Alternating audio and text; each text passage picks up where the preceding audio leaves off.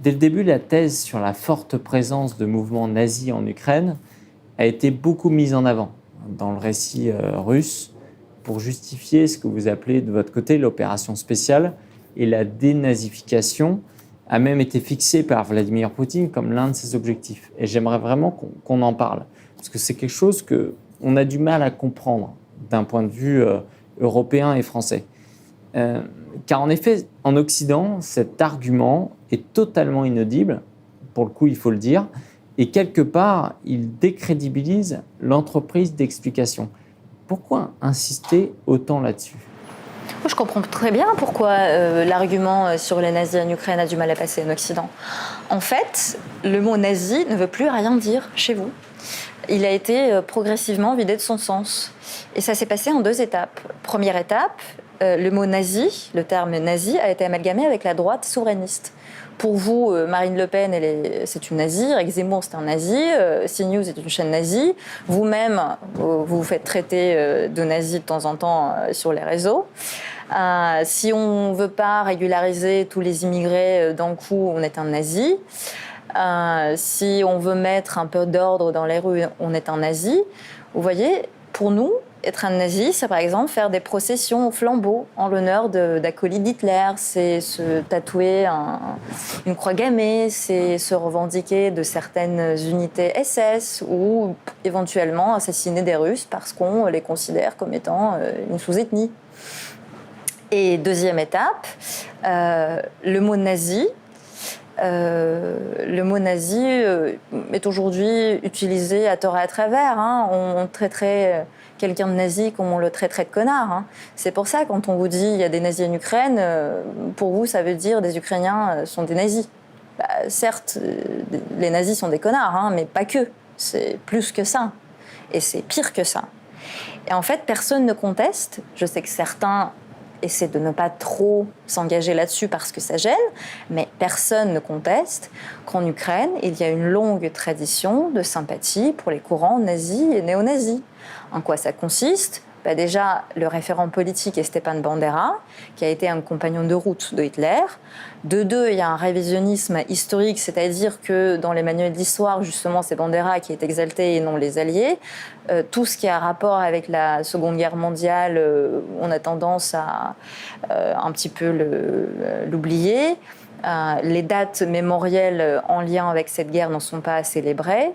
Les monuments aux héros de cette guerre sont démantelés. Et troisièmement, les symboles nazis, comme les emblèmes des différentes unités SS et autres croix gammées, sont banalisés, notamment dans les tatouages.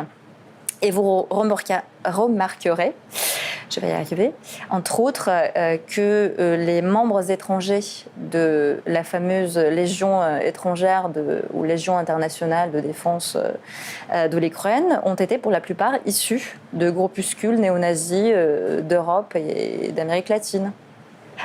En fait, il faut savoir que le néonazisme ukrainien est moins antisémite qu'anti-russe. D'où les alliances contre nature avec certains politiques et certains oligarques qui ont financé ou protégé d'authentiques néo-nazis pour le coup. Et tout le mouvement néo-nazi contemporain s'est constitué en Ukraine en 2014 par opposition à tout ce qui était russe en fait, et à tout ce qui était associé à la Russie, c'est-à-dire la langue, l'histoire, la culture.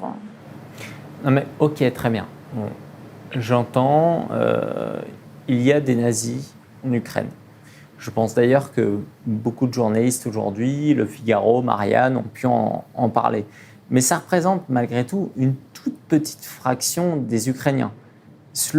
Est-ce que cela peut justifier l'invasion ? On dit d'ailleurs en France justement, et il y a eu beaucoup de reportages qui ont été faits à ce sujet par certains médias, que les éléments les plus radicaux ont été purgés du bataillon, notamment maintenant du régiment Azov, par exemple. Le fait que, ok, il y avait des nazis avant, mais ils sont mineurs, et en plus, ça a été purgé. Qu'est-ce que vous répondez à ça ? Le bataillon Azov n'a pas le monopole du néonazisme. C'est simplement le bataillon qui a été le plus médiatisé.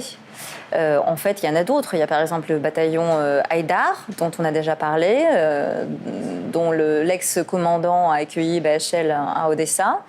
Il y a le bataillon Donbass. Pour le coup, leur emblème représente l'aigle nazi inversé, stylisé comme un trident, avec des ailes à moitié repliées. Il y a aussi, par exemple, la garde nationale ukrainienne, qui a été créée par la transformation de troupes internes en Ukraine en 2014. Et cette garde nationale fait partie du système du ministère de l'Intérieur. Si vous regardez bien le patch sur la manche d'un soldat de la garde nationale ukrainienne, vous verrez qu'il ressemble étrangement à une croix gammée, une petite croix gammée tout en bas. Sinon, il y a le parti ultranationaliste, le secteur droit, qui a été formé par... Pravý sector, qui a été formé par la fusion de plusieurs mouvements ultranationalistes comme Trizoub, Assemblée nationale ukrainienne, autodéfense ukrainienne, Patriotes d'Ukraine, Assemblée sociale nationale et le SITCH. Et c'est par exemple les membres de ce parti, de ce mouvement, qui ont participé à une action qui a consisté à brûler vif des gens dans la maison de syndicat à Odessa, et pas simplement des gens, pas n'importe quels gens, c'était des opposants au coup d'État en Ukraine en 2014. Et c'est un parti qui est parfaitement autorisé, toléré, et dont les activités sont considérées comme étant parfaitement légales. Vous dites qu'il s'agit d'une toute petite minorité, mais déjà, si je puis me permettre, c'est une affirmation gratuite, puisque personne n'a fait vraiment de sondage là-dessus. En tout cas, pas que je sache. De deux, il y a déjà les membres de toutes ces organisations et mouvements que j'ai listés. Il y a les membres de leur famille qui partagent forcément la même idéologie. Il y a leurs enfants qui sont élevés exactement dans le même esprit, dans la même idéologie. Tous les ans, la procession au flambeau en l'honneur de Bandera réunit des milliers de personnes à travers tout le pays, y compris dans la capitale. Et ce qui est encore plus grave, c'est que les activités de toutes ces organisations sont tolérées par l'État, cautionnées par l'État, et certaines d'entre elles sont même intégrées dans l'appareil étatique. Vous savez, il fut un temps où des nazis étaient traqués individuellement, et où la moindre groupuscule néo-nazi ou nazi était immédiatement démantelé et très sévèrement réprimé. Donc je me demande ce qu'il faut faire. Est-ce qu'il faut attendre que ça grandisse, que ça se solidifie, que ça se consolide? Si c'est ça la réponse, alors non merci, on a déjà attendu une fois. Ça nous a coûté 27 millions de vies. Voilà, on est vaccinés. Quel est le critère, en fait, qui détermine qu'une action est justifiée? Quelle proportion doit atteindre le nazisme dans un pays donné pour justifier une action? Ça pourrait être un sujet du bac.